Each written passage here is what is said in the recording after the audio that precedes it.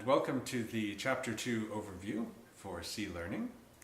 This chapter is called Building Resiliency, and it's on understanding the nervous system and our inherent capacity for resiliency with skills to help regulate the nervous system and regulate the body.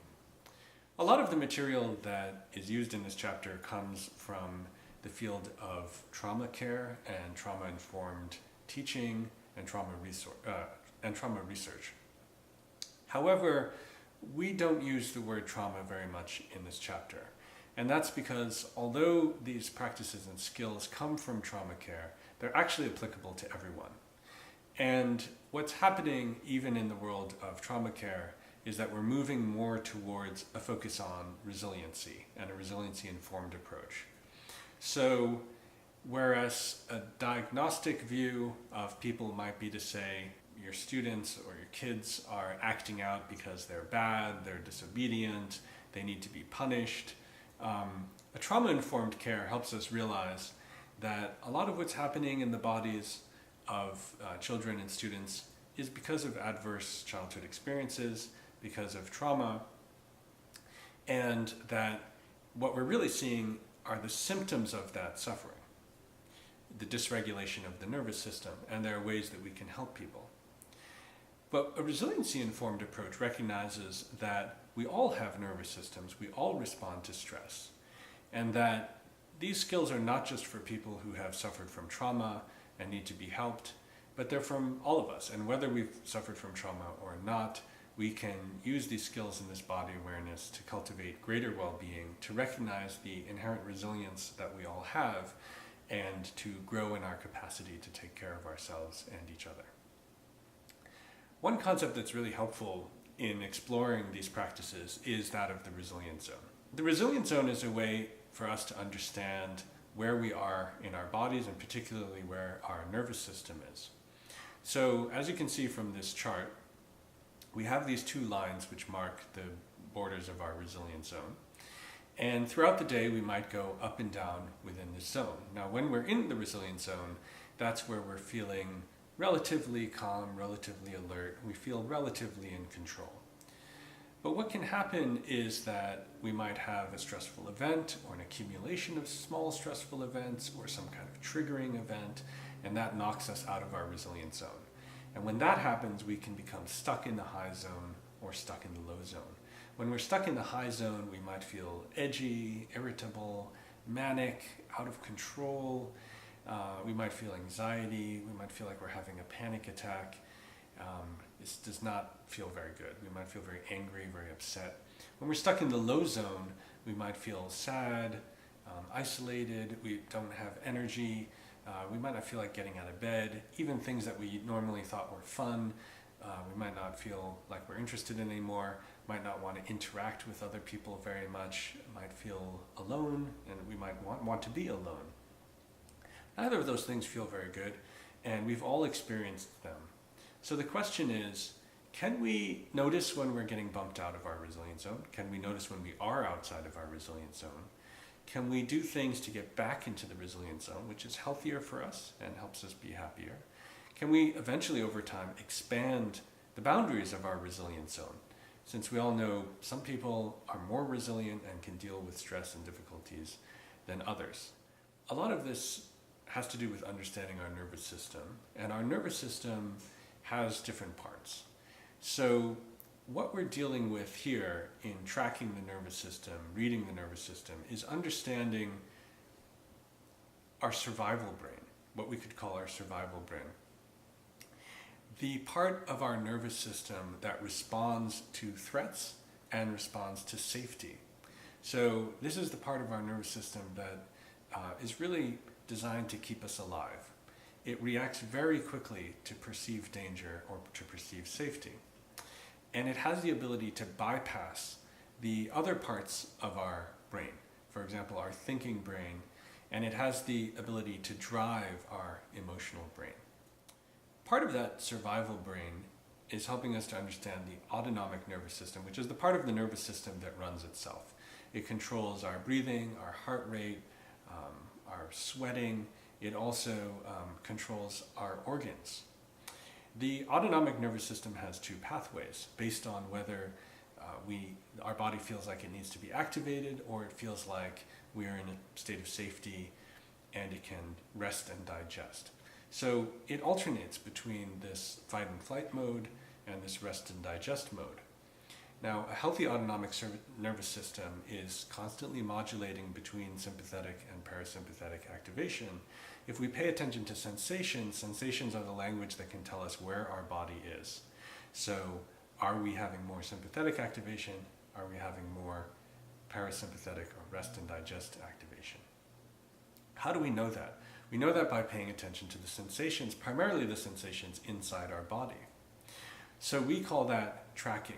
Tracking is learning to read the sensations in our body, and particularly noticing whether they are pleasant, unpleasant, or neutral.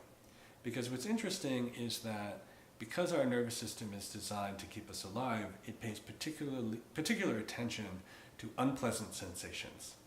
So an unpleasant sensation like pain or unpleasant tightening in the body could be a signal that we are in danger, and it can activate that fight or flight response.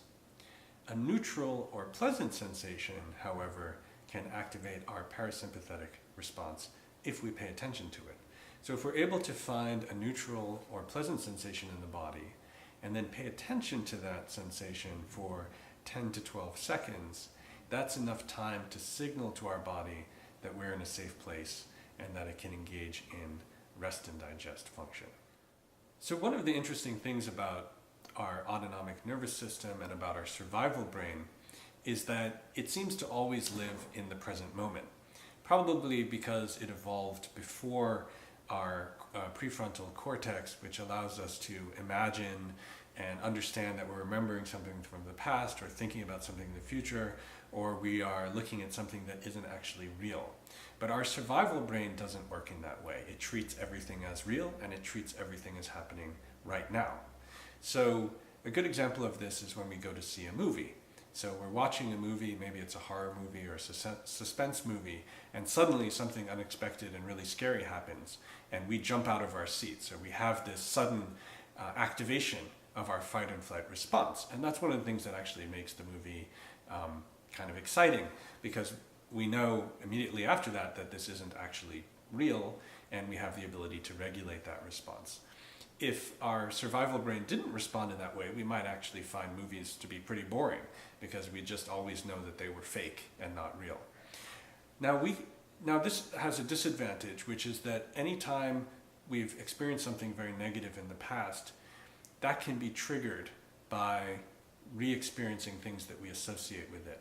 So for example, in understanding PTSD, why we can be triggered. We see something that reminds our nervous system of something in the past, and it reacts as if we were back in that dangerous moment right now. And so that triggers a PTSD flashback, for example. But we can actually use that information to our advantage, which means that if we call up something that brings about greater safety, even if it's a memory from the past or a thought about the future, or something that we're just imagining. We're imagining being out on the beach, or we're imagining a kind of stress-free environment that we really love. That has the ability to calm the nervous system because our body responds as if we were actually there. And that's actually the practice of resourcing. So resourcing is bringing to mind something that we associate with greater well-being, greater happiness, greater safety. It could be personal and internal, it could be external, it could be a memory or a person or a place, it could even be imagined. And when we bring that to mind and then intensify that resource by thinking about details and especially thinking about sensations connected to that resource, then our nervous system actually responds because it thinks that resource is actually right there, even if it's something that isn't there. And that helps us again regulate our nervous system.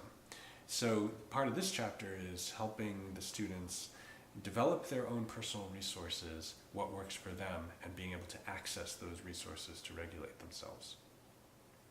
Another practice is the practice of grounding, which is the physical contact of our body with another object, which could include another body part, or with a surface, for example, a wall, the ground, a chair, a couch, or a table surface that we might push down upon.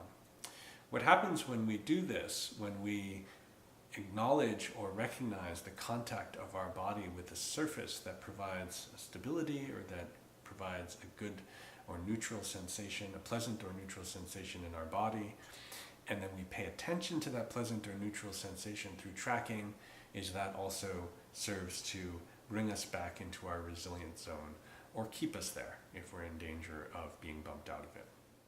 So in this chapter, we also present help now strategies. These are very easy, simple strategies, simple activities that students can do that can really help if they're bumped out of their resilient zone. So these are simple things like listening for 3 sounds inside a room and then listening for 3 sounds outside of a room. That's something that instantly takes our minds away from whatever stressful things we might be thinking about, brings us right into the present moment, and brings us into awareness of sensations. They could also be things like leaning against the wall, pushing against the wall, finding a way of sitting that is comfortable for us. It's important to recognize that these help now strategies, there are a variety of them because they might not all work for all of your students at once, so it's good to explore them. We also talk about a strategy called shift and stay. So we mentioned that focusing on a neutral or pleasant sensation for 10 to 12 seconds has the ability to calm the nervous system. But what if you notice an unpleasant sensation? Well, we tend to notice unpleasant sensations because our nervous system is designed to keep us alive and is constantly looking for potential threats and danger. But if we notice an unpleasant sensation, we have the ability to shift to a place in the body that feels better. And that's called shift and stay. And once we scan the body and find a place that doesn't feel as unpleasant, that feels a little bit better, it doesn't have to feel pleasant, but feels better, then we can allow our mind to rest on that part of the body for 10 to 12 seconds. And generally our nervous system responds by relaxing. So one example of shift and stay that I've noticed is that I tend to store a lot of tension in my right arm and my right shoulder.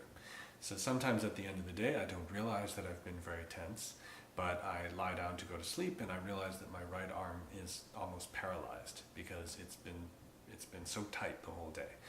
And because I'm trying to go to sleep, I start focusing on that pain and that discomfort. And it makes it hard for me to go to sleep because my nervous system is responding to that as if I'm in danger.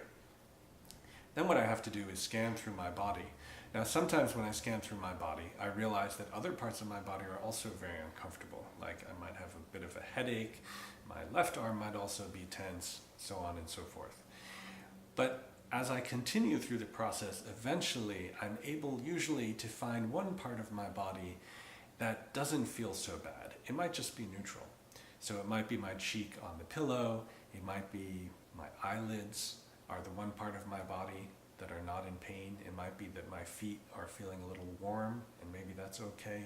Once I find a part of my body that feels a little bit better, then if I rest my mind on that part of the body, that really helps redirect my attention. It allows the body to relax, and generally it removes the attention from the parts of my body that are in pain, and that can be really helpful in relaxing and eventually falling asleep. So now to conclude, we'll just go over the content of the 7 learning experiences that are there in the early elementary school curriculum. So we start in learning experience 1 with exploring sensations. So this is just building up a vocabulary of sensations and helping the students understand what a sensation is, so that they can differentiate sensations from other things, like emotions, for example.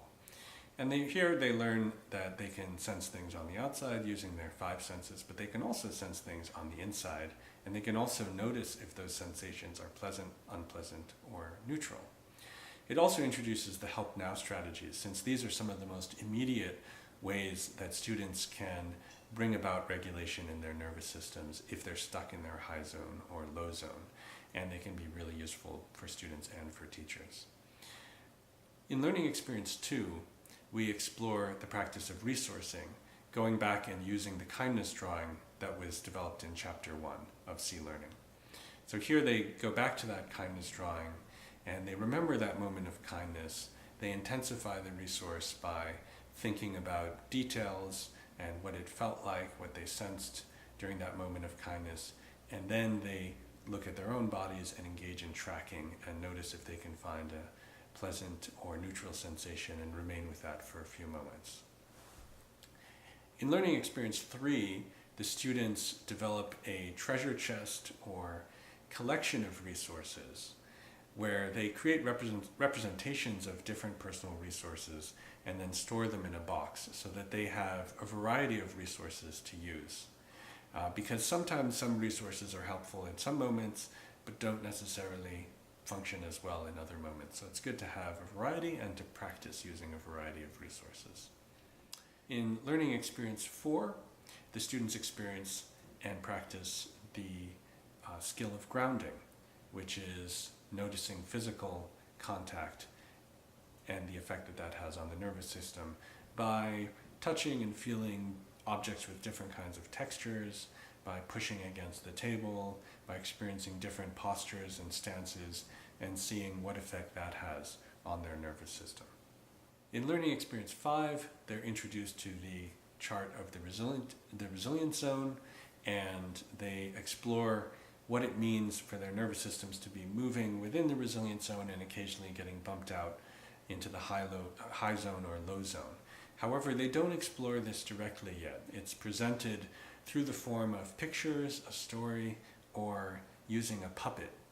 And this is because if we present directly the concept of the 3 zones and ask students to talk about what it's like when they're in their high zone, that might actually have the unintended consequence of reminding them of, say, the worst thing that ever happened to them. And that could cause a kind of triggering of a past negative experience. They could get stuck in their high zone just from doing that experience. So it's better to introduce this gradually through the form of a proxy, like a story or a puppet. The great advantage is that once you do this with your students, you'll then be able to go through any kind of story or video, and they'll be able to imagine where those characters are in their zones, whether they're stuck in their high zone or low zone, and what they might do to be able to bring themselves back to their resilience zone. So you're helping them actually build a skill set and a vocabulary for understanding the activation of the autonomic nervous system. In learning experience 6, they explore the 3 zones again in an active way by going through different scenarios, imagining what the characters are experiencing, where they might be in their zones, and then recommending to each other things that those characters might be able to do to get back into their resilience zone. And here, if you have the ability to even turn this into skits or into something that you could film, like a short movie, that might be a way of getting the kids very excited and interested in this. Lastly, in learning experience 7, the students use their knowledge to go back to the classroom agreements that they developed in Chapter 1, and they re-explore those classroom agreements with their added understanding of the way that kindness or a lack of kindness can impact our experience even on a physical level, even on the level of our body. So now they understand the importance of the classroom agreements because they understand a little bit more about the effects of stress, the way stress changes our autonomic nervous system activation. Now here, the more that you can bring in some of the negative health effects that stress has on our body, the more they might understand the importance of showing respect and kindness to one another. Because we understand that if we're stressing out another person, we're changing the way their nervous system is being activated. That's leading to stress. It's releasing a lot of chemicals in the body that are not healthy for them. And that might make us more mindful and more aware of how we treat others and how we would like others to treat us. So that wraps up our overview for Chapter 2, Building Resiliency, and we hope that's helpful for you.